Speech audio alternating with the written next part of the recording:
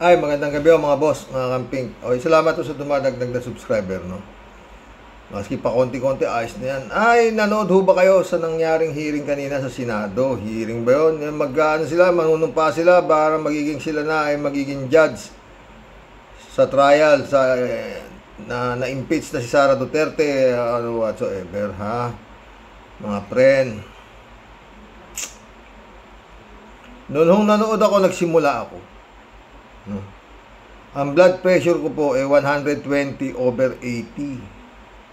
Normal ako. Kaya nga ho ngayon lang ako nakakapag-vlog dahil talagang masakit ang ulo ko. No? Ang inaasahan ko ho talaga din siguro, pero hindi ko alam na magiging ganun kagulo. No? Manunumpa lang sila at magsusuot sila ng toga, ng robe. Kasi sila magiging judge na nga. Napag-usapan na ho kahapon di ba? Na ngayon sila manunumpa bilang mga judge sa na-impeach na si Sara Duterte. Kung sila ay guilty o aakuitin nila o ikukumbik nila.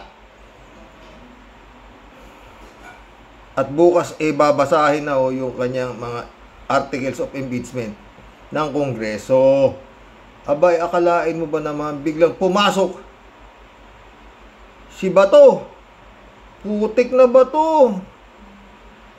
Pinadidismiss na ni Bato. May mga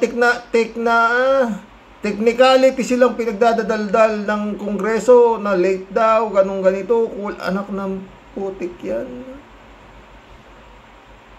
Nung natapos yung nagsalita si Bato at pinadidismiss niya, medyo ako baka nag-blood pressure na agad ako ulit. Oo. At yun nga ho, 160 na yung blood pressure ko. Alam nyo, tapos nagsalita si Kimo. Nako, putres. Nagsalita si Bongo, umabot ho ako ng 200, over 100. Nahiga na ho ako, baka ako ma-stroke pa sa mga hayop na to, no? Puto. Wala akong patutunguhan, paulit-ulit, no? Wala ho. Hindi pa nag-robe si Kimo. Sabi ni Kimo sa bigote niya.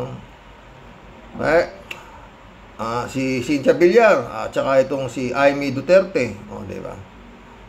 Tama mga friend. Alam nyo, no? Para bagang dito sa Senado na to, talagang napakahalaga, napakalaking kawalan ni Sara Duterte kung siya ay makukunbik. Magiging napakalaking kabawasan niya sa bansang Pilipinas. Napaka-importante niyang tao.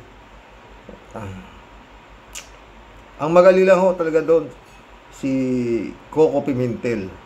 Di ba? Si Bato pati dismiss mo, hindi mo pa nga nakikita kung ano yung ikakaso. May judge bang ganun? Tatanga-tanga naman to si Bato na to. Mayroon bang ganun judge? Maski pa sabihin mo technical o whatsoever, judge ka na nga Kaya tignan mo muna kung ano yung kaso, kung dapat mong i-dismiss. Wala ka pa nakikita, dinidismiss mo na. Wala talaga to. Ang haba pa ng dinaldal mo, mayroon pa mga bahay, mga pundasyon, nagsasabi mo. Ganon din si Kimo, wala na ho talaga mga friend. Pero dito mga friend, ano man ang mangyari dito, talagang ito ay magtatapos sa karsada. Lalong-lalo na mukhang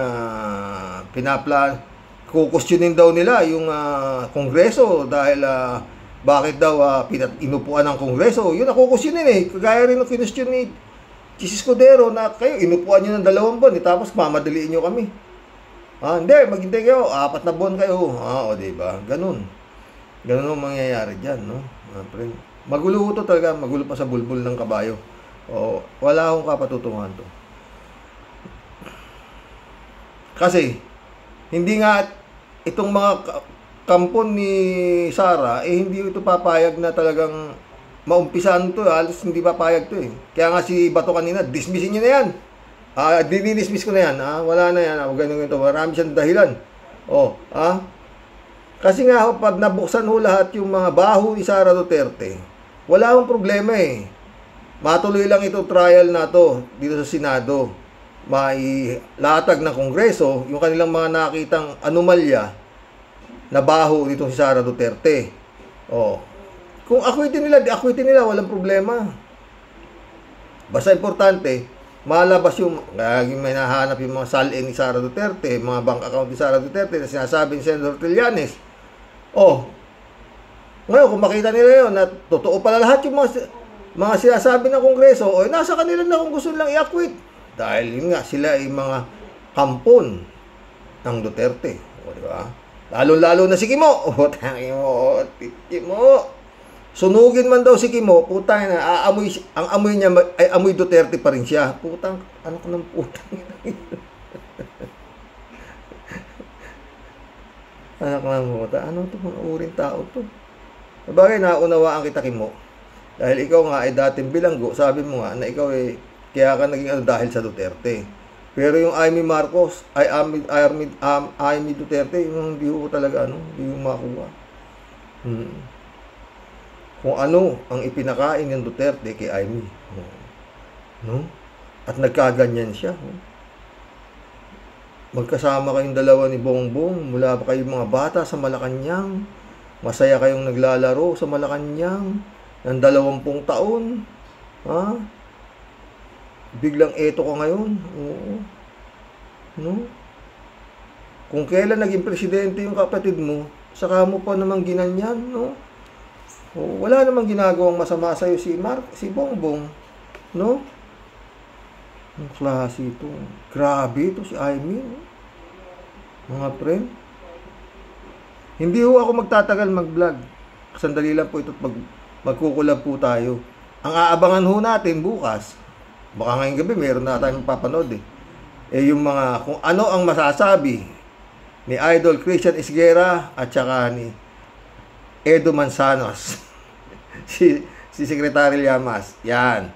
Sigurado yan, bukas umaapoy ho ito. Dahil, Diyos ko, bumaanat pa si Cayetano, bumaanat din si Villanueva. Magsusuot lang kayo ng robe at manunumpa kayo na kayo mag-judge sa impeachment na sa dito si Sara Duterte na inimpeach ng Kamara. Kung guilty or not guilty sa mga kahayupang nakita ng Kamara. Wala naman sana lahat ito Kung naging matinulang si Sara Duterte na nagpaliwanag sa Kongreso, sa mga itinatanong sa kanya, wala Ni ayaw ang mag-oath, nagsigasigado sa Kongreso, halos, ganun din sa NBI,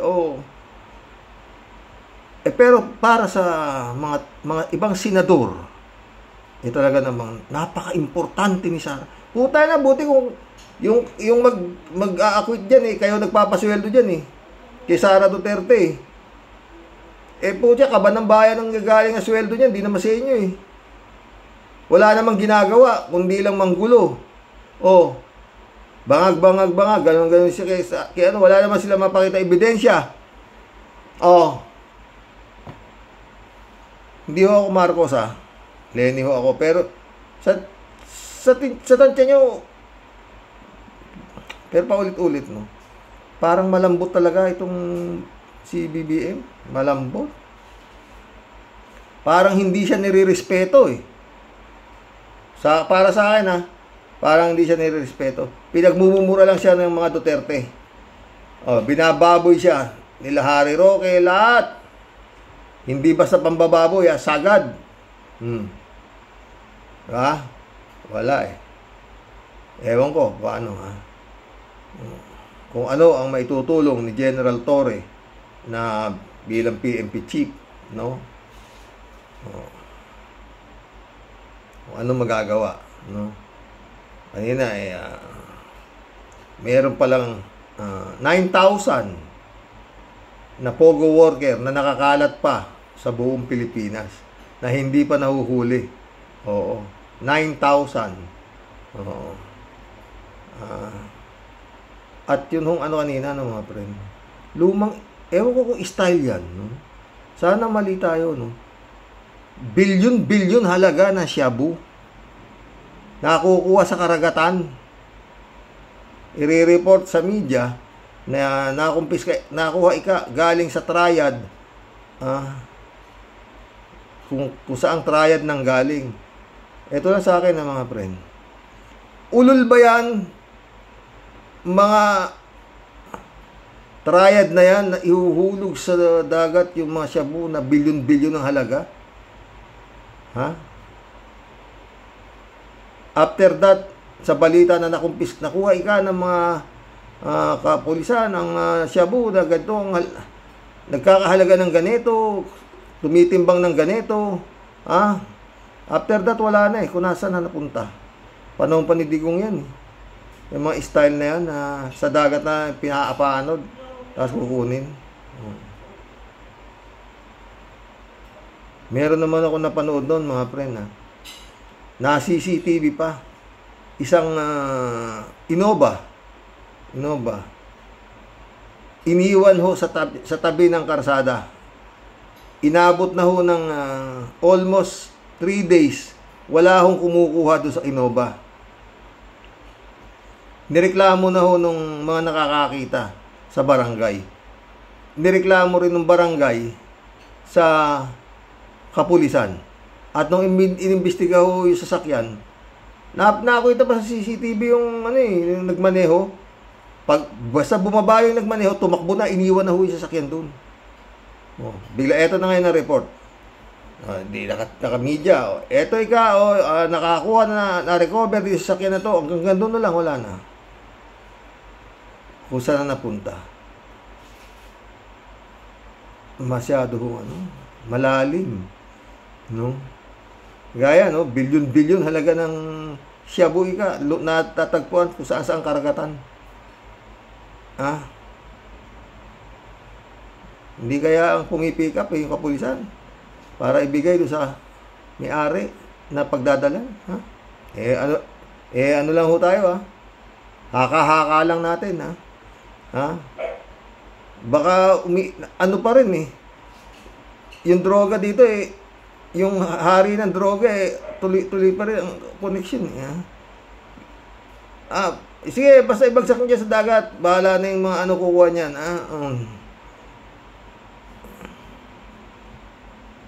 Hirap po, mga friend. Balik tayo sa impeachment ni Sara Duterte.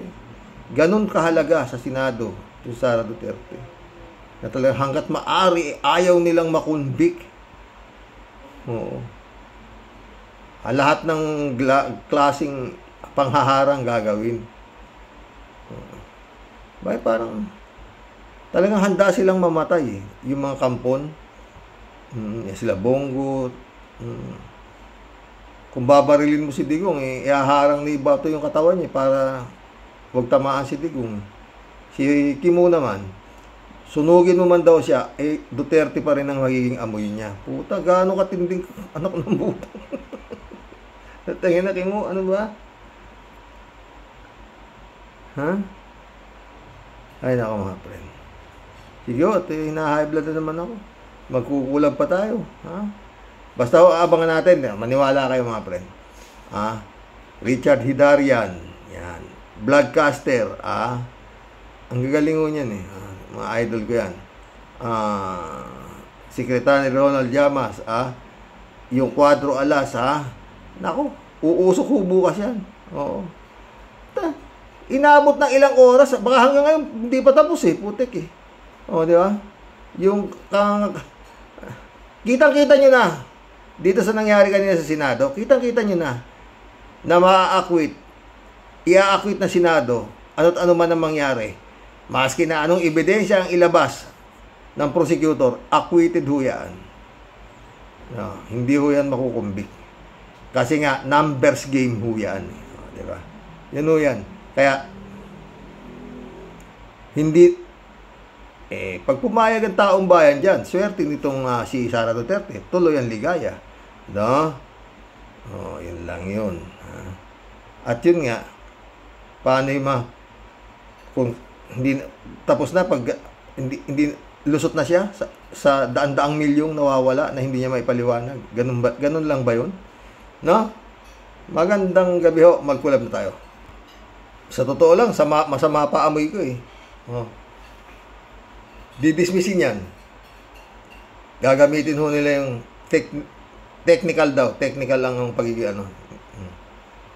Malamang yan baka magkakaroon ng botohan for dismissal ho yan. Hindi na ho yan. Tignan mo. Kaya ho yan, nangyayari talaga yan. Hindi ho papayag ang taong bayan.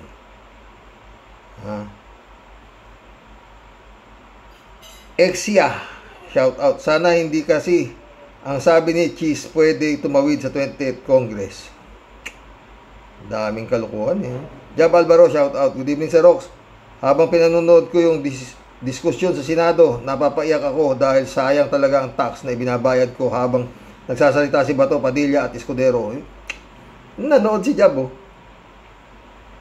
High blood di puta. 200 over 100. Puta, ngayon lang ako ngayon groggy pa ako. Joey Tobelea, shout out. Dapat talaga abogado kahit papaano ang mga senador. Tingnan nyo si Kimo, di makalapit sa mga umpukan ng mga senador. Nagmukhang tanga.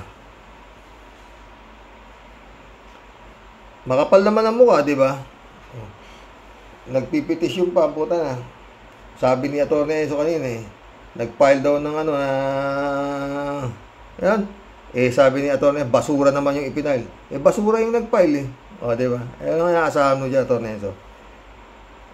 Na ipapile yan, basura nga. David Alvin Mendoza, shoutout. Good evening po, Karox. Nagtataka naman po ako kung bakit ayaw ng mga kapanalig ni Duterte na matuloy ang impeachment trial ni Inday Sayad sa Senado.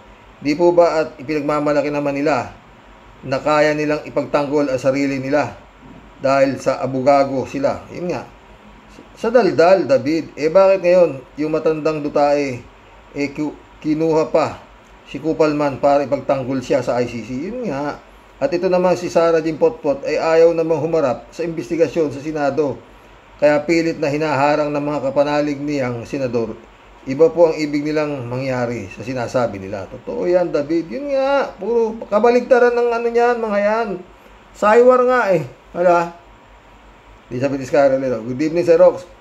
Wala naman talaga tayong aasahan dyan sa puro Duterte senators. Andyan sila para maglingkod sa mga Duterte. Daang milyon siguro ang pakinabang ng mga senador nito sa mga Duterte. Sinabi pa. Hanip, di ba sila nahihiya? Nahihiya ka mo? Mga walang yayan. Ay, oo nga pala. Adobe nga pala ang mukha ng mga ito. Lalo na yan si Cheese, Bato, Tolentino, and Robin. Ang sarap nilang sipain dyan.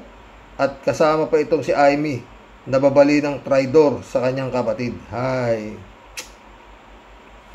Joby Tobeleo. Itong si Bato naman, majority daw ng tao, ayaw daw impeachment. Baliktad, 90% yata ang may gusto na ng Sara impeachment. Puro nga baliktad ang utak ng mga Elizabeth Iscaro. Nakakawalang gana pakinggan itong mga pro-Duterte sa mga pinagsasabi nila dyan. Halatang mga walang alam. Nagdudunong-dunungan lang ang mga demonyong ito. Xerox, kumilos na dapat ang taong bayan dyan. Pwede talagang mag-people power na. Diba, Xerox? Yun nga, dapat ngayon palang gumalaw ng taong bayan. Puta. Dapat mag-assemble na sila. Dahil talagang hindi sila, anak ng puta, hindi ka bibiruin ng mga hayop na yan. Halimaw nga eh. Sebastian Sarten Gonzaga, shout out. First College of Law o per semester ng college, tinuturo na yung forthwith. Ay nako. Joselito Mabait, shout out. K54254, good evening. Good evening po tayo. Good evening. Napanood ko rin po ang session Senado at talaga ngayon pa lang kilala na natin ang mga Duterte senators. Ano pa ang asahan natin pag ganito kung magiging moro-moro na lang ang trial matuloy man? Sa kalsada na dadalhin ang laban pag ganyan at hayaan ng taong bayan ang magmusga sa tiwaling pusit na yan. Isama na din natin ang mga traidor ng mga senador sa hatulan. Yun nga eh. Kalat ni Baya ulit to. Sa'yo, sabi ko na sa'yo, kasi lulusot ang mahal ko eh. Tunaw na ang impeachment na yan. Mahal ko, ikaw talaga at wala nang iba. Patay tayo dyan. Magaling talaga yung mahal mo, Kalat ni. Oo.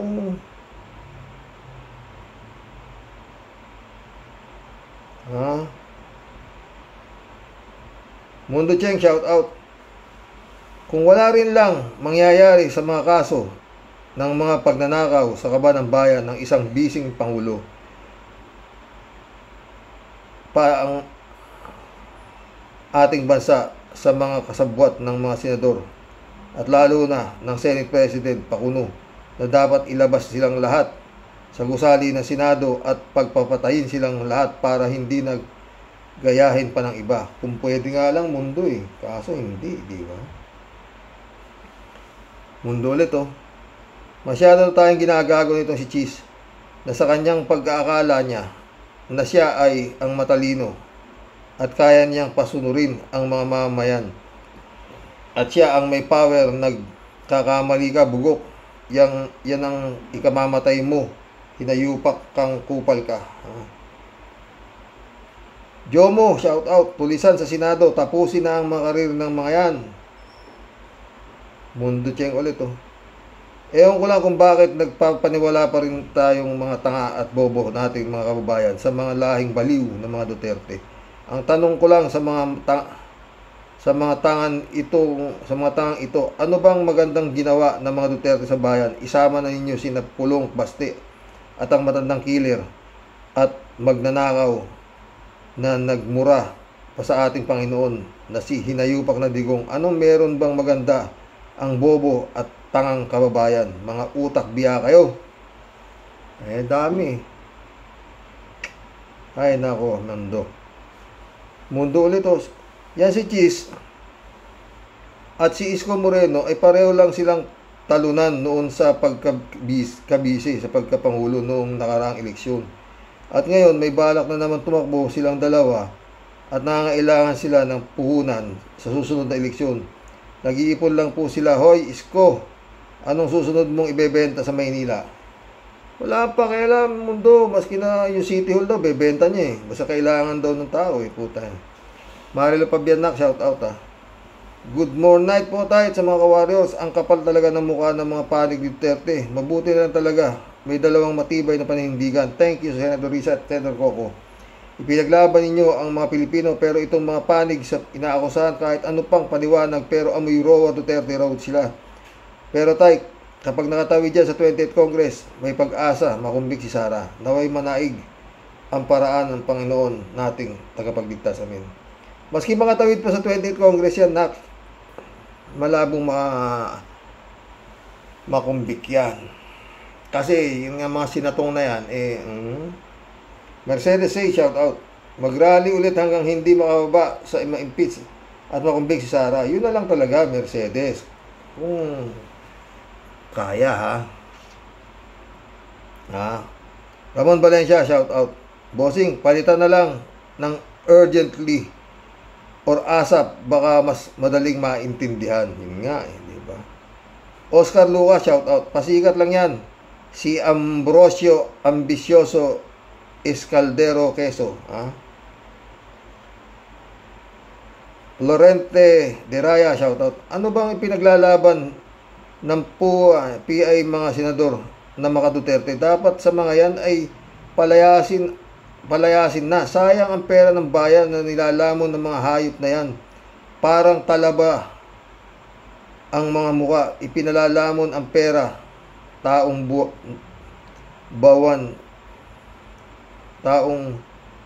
kaban ng bayan. Tedo, ang dami ng dahilan ni Escudero at pag-aantala sa conviction hearing si Sara sa Senado.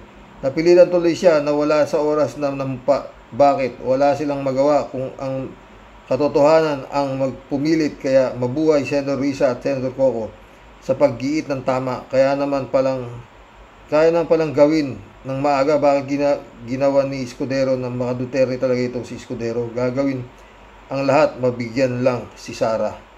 Puisit, mapagbigyan lang si Sara. Baka Shirley Jaser, shoutout. Grabe talaga. Tinalo pa ng mga Duterte si Satanas. Mga walang hiya kayo. Balang araw makakarma din kayo. Mga alagad ng itim, kadiliman. May naulong Shirley. Friend Shelvin Sapeda, shoutout. July 7 Alcantara, shoutout. Christian Sen, shoutout sa inyo mga friend. Ha? Friend Dolor Garcia, Amy Bingson, shoutout sa inyo dyan sa Italy. Ha? Sabi ni Tia Deli. Pero teka lang, Xerox. Napaka-obvious naman po itong si Shit Escobado. Nag-grand standing lang po ako. Nag-grand standing lang po. Ano po? Panay pa pogi points at pakyut na nagpipiling tatang ager po talaga. Grabing kapal po ng mukha, Xerox.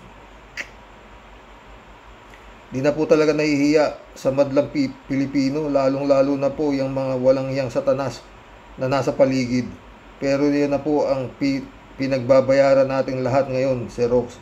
Nang dahil po sa mga inutil at bugok at mga dakilang tanga, ito po ang labas natin ngayon. Parang mga langay-langayan, paligsahan ng takutan, paligsahan ng patamisan po ng dila. Sa pinupunto po ng mga Judas, Barabas, Hestas na mga ito, Xerox, uwian na lang po talaga pong bokya, di pataranta ang hatid po ng mga hunyahong kawatan. Yun nga. Matibay po sa talagang bardagulan po ang labanan dahil pag hinayaan po nilang si Madam Sayad mahulog po sa bitag, ay humanda po silang lahat at talagang lintik lang po ang walang ganti sa Diyosa po ng pinakahalang po ng kaluluwa na nilikha po sa kasaysayan, Xerox. Totoo, malupit na people power lang po siguro ang solusyon kung gusto pa po nating makita pa na nakatindig ang bayan nating Pilipinas, Xerox. Sinabi mo pa. Sobra na pong pang-aabuso at pagpawalang yan ng mga traidor at mga taksil po sa ating konstitusyon, lalo-lalo na po sa ating inang bayan. Gising at kumilos po sana tayong lahat para makamit po natin ang tunay na kalayaan na pilit pong sinisikil ng mga alipores na Judas. Pwede mga leche, mga buwiset, kinam, mga silayas kayo dyan, mga anak kayo ng nagalit na si Tia Deli, mga pinutukan kayo ng lintik, layas, tube. Ay nako, Tia Deli, buti nga ikaw nandiyan kayo. Chupista Bunao, shout out ha. Gandang gabi po kuya at sa mga ano po sa buhay at sa mga ka-warriors. Isa lang po ang masasabi ko, sa dinami-dami ng mga bali-taktakan nilang magugulat na lang po tayo na mananagot lahat ang may sala pag ang Diyos ang humatol. Sana nga. Di ba po una kay Kibuloy nahuli, sumunod si Digong nasa ICC na, si Tebes nahuli na rin, lahat po yan ng Diyos na ang gawa. Napapanagutin na ang sala sa batas ng tao at sa batas ng Diyos. Amen. Good night po, kuya at sa mga kawarriors. Dasal ko po sa Panginoon nating lahat, tulungan ang bansa natin na managot ang tiwali sa gobyerno. Yun din ang dasal natin lahat, friend. Librado Ludovico, shout out ha. Michelle, Edwin, Mike, shout out my friend. Blessed morning, Karox, and to all warriors watching from Edmonton, Alberta, Canada. God bless po. Stay safe and healthy. Correct ka, Karox. Sa Senado ngayon ay hindi tulad noon. Hindi senador ng bayan ang tama ka, Karox. Habang may nabubuhay pa dyan sa mga halimaw na yan, walang katahimikan ng bansang Pilipinas. God help the Philippines. Totoo yan, librado. Susan, shout out. Tuloy lang po ang kilos ng tao. Halatang halata si Cheese na bias. Kahit hindi siya umaamin.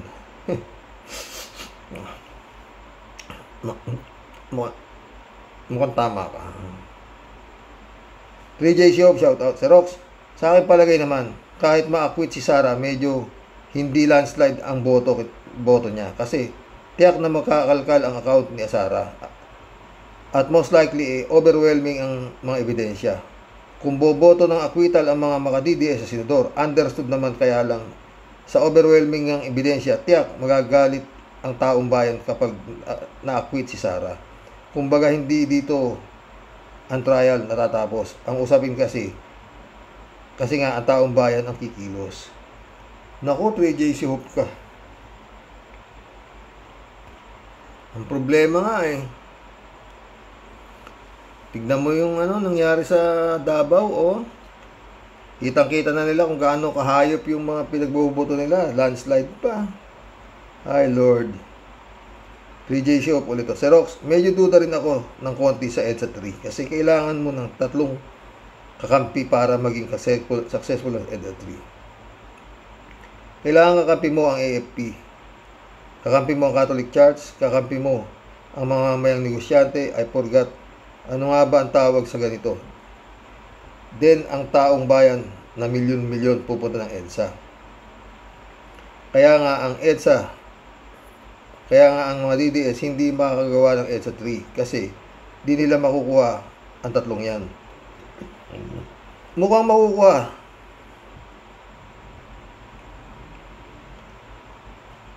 JTB, lusot yan si BP, tol. Kasi di sinunod talaga yung proseso tapos Makabayan Black pa ang nagsulong. Federico Mandak, shout out ah. Karox, mukhang tuloy-tuloy na din ng trial pagkatapos ng lahat ng pagtatangka ng mga sip-sip kay Sara na wag matuloy.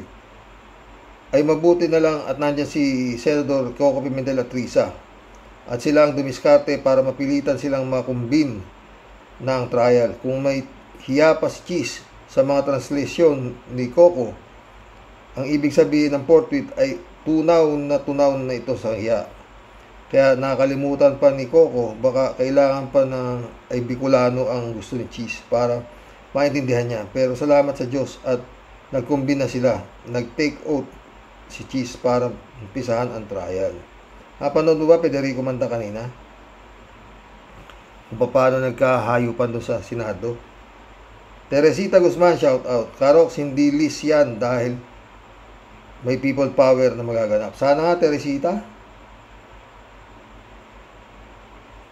June 360, my friend, shout out ha. Good day, Manong Roque. Long time no comment. Yun nga eh.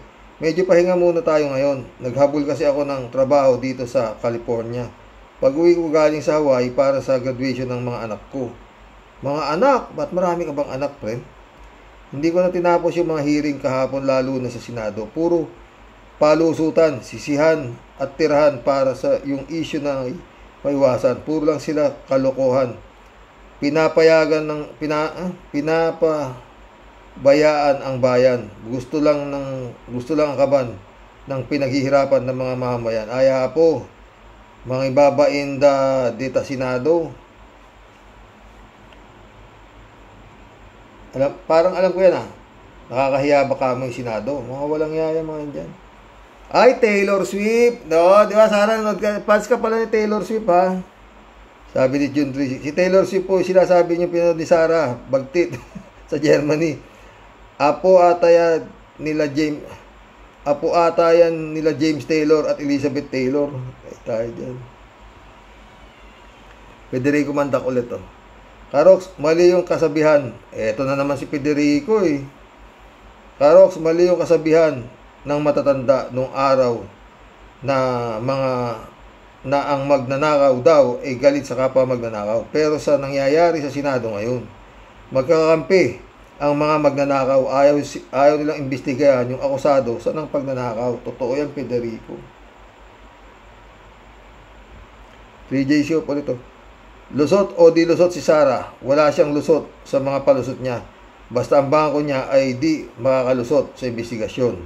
Ang problema nga, 3J Shopke, mukhang pagbubutuhan pa yan Senado yata kung i-dismiss ang true technicality itong pagkaka-impeach ng Kongreso kay Sara Duterte. Dasal. Oy mga friend, makakapagpahinga na ako. Tama na yun. Basta ako nag-iisip na talaga ako ng panibagong content.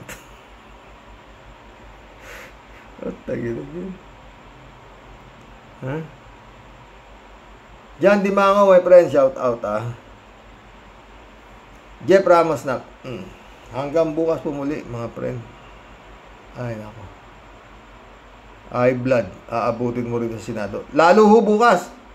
Babasahan na ho ng sakdal. Eto, tignan natin kung anong gagawin na naman ni Bato. Siyempre, nandiyan na sila yung mga prosecutor. Ang haharap na bukas sa Senado, di ba? O, di ba? Babasahan na sa sakdal. Ano kaya ang gagawin ni Bato? Kaabang-abang ho yan. Kung anong katangahan na naman ang gagawin ni Bato, ni Kimo, at higit sa lahat, si Bongo. Yung tatlong iklog. Magandang gabi po mga boss. Good night. Dasal. God bless.